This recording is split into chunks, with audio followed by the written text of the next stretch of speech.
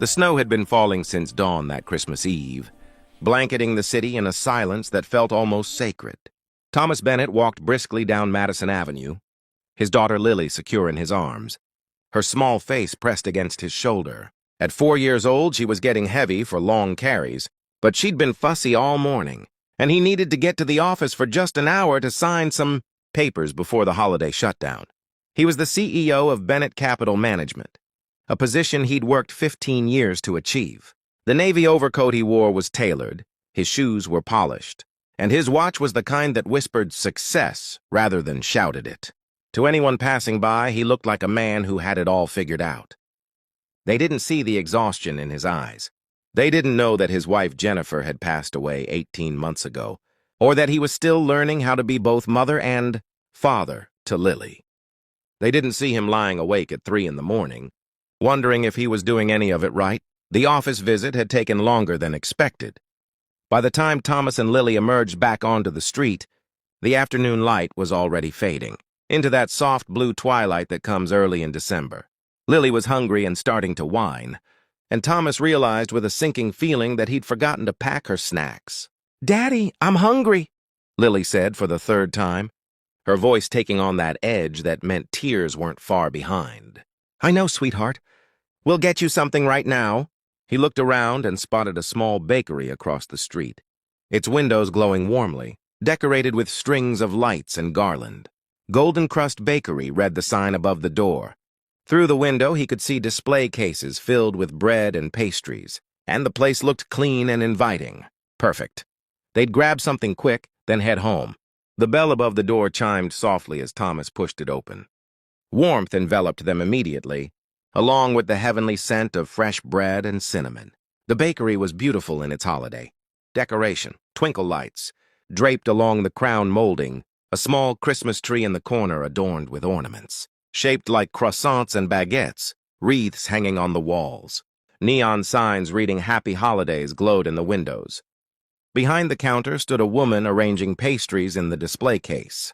She was perhaps 30, with dark hair pulled back in a neat ponytail, and she wore a simple green apron over a cream-colored sweater. Her face had the kind of quiet beauty that came from within, though Thomas noticed the tiredness around her eyes, the slight slump of her shoulders. She looked up as they entered, and her expression shifted immediately into professional welcome. "Good evening. Welcome to Golden Crust. How can I help you?" Her voice was warm, but there was something fragile underneath it, like glass that had been cracked but was still holding its shape. Before Thomas could respond, a small figure emerged from behind the counter. A boy, maybe 6 or 7 years old, with sandy blonde hair and wearing clothes that had seen better days. A jacket that was slightly too small, pants that were worn at the knees, shoes that were scuffed and old. But his face was clean, his hair was combed, and his eyes were bright and curious. "Mama, are those customers?" the boy asked, looking at Thomas and Lily with interest. "Yes, Oliver. Go ahead and work on your coloring in the back, sweetheart. I'll call you when we close up." But Oliver didn't move to the back. Instead, he moved closer to the display case and looked up at Thomas and Lily with the frank, assessing gaze that children have before they learn to hide their thoughts. Lily, suddenly shy, buried her face in Thomas's shoulder. "What can I get for you?" the woman asked. Her name tag read Rachel. Thomas shifted Lily in his arms. "What would you like, Lilybug? A cookie? A croissant?" Lily peeked out at the display case, her eyes widening at the array of treats. She pointed at a chocolate croissant. "That one, Daddy." "Great choice," Rachel said, reaching for the pastry with a piece of tissue paper. "Anything else?" "I'll take a coffee black and—" Thomas scanned the case. "One of those cinnamon rolls." As Rachel prepared his order, Oliver continued to watch them. There was something about the way the boy looked at Lily's winter coat, at her clean clothes and good shoes, that made Thomas uncomfortable. Not envious exactly, but wistful, hungry for something that went beyond food. Rachel worked efficiently, wrapping the pastries, pouring the coffee into a to-go cup. Thomas noticed how careful she was, how precise her movements were, as if even these simple actions required concentration. "That'll be $12.50, Rachel said, managing a smile. Thomas pulled out his wallet and handed her a 20. As Rachel made change, Oliver spoke up suddenly. "Excuse me, sir?" Thomas looked down at the boy. Yes? Oliver glanced at his mother, then back at Thomas. There was something in his young face that was far too old, a seriousness that children shouldn't have to carry. Are you going to throw away what you don't eat? Oliver! Rachel's voice was sharp with embarrassment. I'm so sorry, he doesn't mean... I just wondered, Oliver continued, his voice steady but small, because sometimes people don't finish everything. And if you don't want it, we could... Mama hasn't eaten today, and if there was expired bread or things you don't want, maybe... He trailed off, and the silence that followed felt enormous. Rachel's face had gone pale, then flushed deep red. Oliver, we don't ask customers for... Her voice cracked, and she stopped, pressing her lips together hard. Thomas stood very still, Lily warm and solid in his arms, and felt something shift inside his chest. He looked at Rachel, really looked at her, and saw what he'd missed before. The clothes that were clean but worn. The thinness of her frame that spoke of too many skipped meals. The way her hands trembled slightly as she held out his change. He looked at Oliver in his too small jacket, with his serious eyes and his brave, humiliating question, and he understood. Actually, Thomas said slowly, his mind racing, I just realized I ordered wrong. Lily can't eat all that chocolate croissant by herself. And I'm not actually hungry for the cinnamon roll? I must have been distracted. He set Lily down gently, keeping her hand in his. Would you mind if we just left these with you? It seems a shame to waste them. Rachel's eyes filled with tears. Sir, you don't have to... I know, Thomas said gently. But I'd like to, actually... He looked around the bakery, at the cases still full of unsold goods, at the beautiful decorations that must have taken time and care to arrange. It's Christmas Eve. What time do you close? In about an hour, Rachel said quietly. At 6. And what happens to everything that doesn't sell? Rachel looked down. I take it to a shelter when I can. Or we keep what we can use. Thomas made a decision. It was perhaps the easiest decision he'd made in months. I'd like to buy everything, he said. Rachel's head snapped up. What? Everything in the cases. Everything you have left. I'd like to purchase it all. Sir, that's probably $200 worth of... That's fine. Thomas pulled out his wallet again, this time removing his credit card. And I'd like to close the shop early, if that's all right with you. It's Christmas Eve. You should be home with your son. Rachel was crying now, silent tears running down her cheeks. I don't understand. Why would you... Because your son asked me a question, and it was the bravest thing I've seen in a long time. Because it's Christmas Eve, and no one should be hungry or alone. Because I can help, and that should be reason enough. He paused, then added more softly, and because my wife died last year, and I know what it's like to feel like you're drowning, to feel like you're failing, to skip meals so your child can eat. I know what it's like to be too proud to ask for help and too desperate not to need it. Rachel covered her mouth with her hand, her shoulders shaking. Oliver moved to her side and put his small arms around her waist, and the gesture was so protective, so loving, that Thomas had to look away for a moment. Lily tugged on his hand. Daddy, is the lady sad? Yes, sweetheart. But sometimes people cry when they're happy, too. Is she happy? Thomas looked at Rachel, at Oliver holding his mother. I think she's going to be... It took 20 minutes to pack up everything, the breads and pastries, the cookies and cakes, all of it carefully boxed. Thomas insisted on paying full price for all of it, plus a generous tip that Rachel tried to refuse until he gently told her that refusing kindness was its own form of pride, and pride helped no one. They talked as they worked, Rachel and Thomas, while Oliver and Lily sat at one of the small tables sharing the chocolate, croissant and chattering to each other with the easy friendship of children. Rachel told him her story. How she'd been a pastry chef at a high-end restaurant until they'd downsized. How Oliver's father had left when Oliver was a baby, disappeared so completely she'd never been able to track him down for child support. How she'd used her savings to open this bakery 2 years ago. How it had been doing. Well, until a corporate chain opened, 2 blocks away, and undercut all her prices. I'm 3 months behind on rent for the shop, and 2 months behind on our apartment, she said quietly as she packed croissants into boxes. I've been trying to figure out what to do, how to make it work. I thought maybe after the holidays business would pick up, she smiled sadly. But I know I'm probably kidding myself. Oliver and I will be okay. We always figure something out. It's just... It's just what? Thomas prompted gently. It's just hard to keep believing everything will work out when evidence keeps suggesting otherwise. She taped a box closed. But we manage? Oliver is fed. He has a roof over his head. He goes to school. That's what matters. And you? Thomas asked. When was the last time you ate? Rachel didn't answer. That's what I thought. Thomas pulled out his phone. What's the name of your landlord? For the shop, I mean. Mr. Castellano. But why? Just checking something. Thomas stepped away and made a quick call. When he returned a few minutes later, he had a strange expression on his face. How much is your monthly rent here? He asked. 4,000, Rachel said. Which in this neighborhood is actually a steal. But it might as well be 4 million right now. Thomas nodded slowly. And how much would you need to catch up, to have breathing room, to really give this place a fighting chance? Rachel stared at him. I couldn't possibly ask you for... You're not asking. I am. How much? She calculated in her head, her expression pained. 20,000 would cover the back rent. Get me current on all the supplier bills? Let me actually buy quality ingredients in bulk again, maybe do some advertising. But sir, Mr. Bennett... Call me Thomas. Thomas? She said, and her voice broke on his name. I can't take that kind of money from a stranger. Then don't think of it as taking, Thomas said. Think of it as accepting. Think of it as letting someone help who wants to help, who can help without it causing any hardship. Think of it... He paused, searching for the right words. Think of it as passing on what someone else gave me once. What do you mean?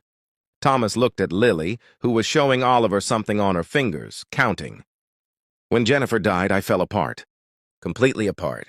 I couldn't eat, couldn't sleep, could barely take care of Lily. I have money, I have resources, but none of that mattered when I was drowning in grief. One of my neighbors, Mrs. Chen, an elderly woman I'd maybe said hello to twice, she started showing up at my door with food. Not just any food, but full meals, perfectly prepared, enough for days. She'd bring them, hand them to me, and leave without saying much. Just eat, take care of that baby, honor your wife by living. He smiled at the memory. I tried to pay her. I tried to give her money for the food, to hire her as Lily's nanny, anything. She refused everything. Finally, I asked her why she was doing it. You know what she said? Rachel shook her head, tears still streaming down her face. She said, when my husband died 40 years ago, someone helped me. I never knew who paid my rent that year when I couldn't work, who made sure the bills got paid, who left the groceries on my doorstep. But someone did, and I survived. And now I help when I can. Because that's how the world should work. We catch each other when we fall. Thomas met Rachel's eyes. So let me catch you, please. Let someone help. Rachel was openly sobbing now, her hands pressed to her face. Oliver had gotten up from the table and was holding her again, and she lifted him up into her arms even though he was getting too big for it, holding him tight. I don't know what to say, she whispered. Thank you doesn't seem enough. Thank you is exactly enough, Thomas said. Thank you and a promise. What promise? That someday, when you can, you'll help someone else who needs it. That you'll catch someone when they fall. That's the only payment I want, keeping the cycle going. Rachel nodded, unable to speak. They finished packing everything, and Thomas arranged for a car service to take all the baked goods to a nearby shelter. Too much for him and Lily to possibly eat, and it felt right to share it. He also made another call, this one to his accountant, arranging for a transfer to Rachel's business account. Before they left, Oliver approached Thomas shyly. Mr. Bennett? Thank you for helping my mama. She works really hard, and she tries to make sure I don't know when she's worried, but I know. I always know. Thomas crouched down to Oliver's level. You're a good son, Oliver. Taking care of your mom, noticing when she needs help, that takes courage. Mama says courage is being scared, but doing the thing anyway. Your mama is very wise. Thomas pulled out his wallet and extracted a business card. I want you to keep this. When you're older, when you're looking for work or need advice, or just want to talk about business, anything at all, you call me. Deal? Oliver took the card carefully, holding it like it was precious. Deal. Lily tugged on Thomas's sleeve. Daddy, can Oliver be my friend? Thomas looked at Rachel, who smiled through her tears and nodded. Yes, sweetheart. Oliver can definitely be your friend. They exchanged phone numbers, made plans to get the kids together after the holidays. As Thomas and Lily finally headed toward the door, Rachel called out, "Thomas, can I ask you something?" He turned back. "Of course. What made you stop? What made you come in here specifically when there are 100 other places you could have gone?" Thomas thought about it. "Honestly, the lights, the way this place looked warm and safe and like someone cared about it. Like home," he smiled. "Sometimes the universe puts you exactly where you need to be. I needed to remember that the world still has good people in it, that there's still beauty and hope. You reminded me of that tonight, so maybe I should be thanking you." Outside, the snow was still falling, and the city was transformed into something magical. Thomas carried Lily on his shoulders now, and she laughed with delight, trying to catch snowflakes on her tongue. "Daddy, that lady was sad but then happy." "Yes, she was." "Did we do a good thing?" "We did a very good thing." "Is that what Christmas means? Doing good things?" Thomas thought about how to answer this question that was so simple and so profound. "Christmas means a lot of things, Lilybug. But yes, I think helping people, showing kindness, making someone's burden a little lighter, that's a big part of what it means." "Maybe the biggest part?" "Good," Lily said with satisfaction. "I liked Oliver. He was sad too, but he was brave. He was very brave." They walked home through the snowy streets, and Thomas felt lighter than he had in months. Not because he'd spent money, that was easy, but because Oliver had asked a question that could have been ignored, could have been brushed aside, and Thomas had chosen not to ignore it. He'd chosen to see, really see what was in front of him. Later that night, after Lily was asleep, Thomas sat by the window looking out at the city. His phone buzzed with a text from Rachel. "Oliver and I are home. We had dinner, real dinner with vegetables and everything. He's in bed with a full stomach and I'm sitting here crying again. Happy tears? I promise. You changed our lives tonight. You gave us hope. I promise I'll pay it forward. I promise I'll be the kind of person who helps others the way you helped us. Thank you. Merry Christmas." Thomas texted back, "Merry Christmas, Rachel. See you and Oliver in the new year. And remember, you already are that kind of person. You've raised a son who's brave enough to ask for help when he needs it, who's kind enough to worry about his mother. That's everything that matters." He set his phone down and looked at the picture of Jennifer on the mantel. She was smiling, holding newborn Lily, looking at the camera with those eyes that had always seen straight through to his soul. "I'm trying," he whispered to her image. "I'm trying to be the man you believed I was. I'm trying to raise Lily right. I'm trying to see people, really see them, the way you always did." The apartment was quiet except for the soft sound of Lily's breathing from her room. Thomas closed his eyes and thought about Oliver's question. "Mommy hasn't eaten. Can you share expired bread?" And how that's simple.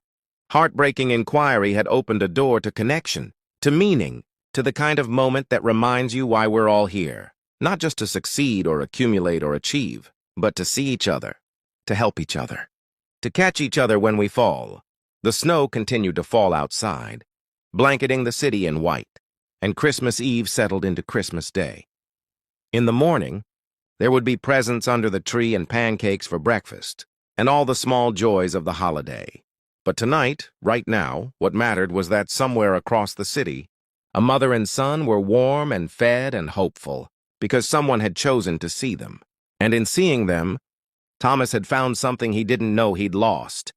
The certainty that there was still goodness in the world. Still connection? Still meaning in the simple act of opening your heart to another human being's struggle. The universe had put him in front of that bakery door for a reason. Oliver had been brave enough to ask for help, and Thomas had been wise enough to give it. That's how the world should work. That's how the world could work. One moment of kindness at a time. One door opened, one hand extended. One heart brave enough to ask, and another generous enough to answer. Merry Christmas to all who struggle. Merry Christmas to all who help. Merry Christmas to all who remember that we're in this together, that we need each other, that love and kindness aren't luxuries but necessities, as essential as bread, as precious as hope. Merry Christmas. And may we all find the courage to ask when we need help, and the wisdom to give it when we can.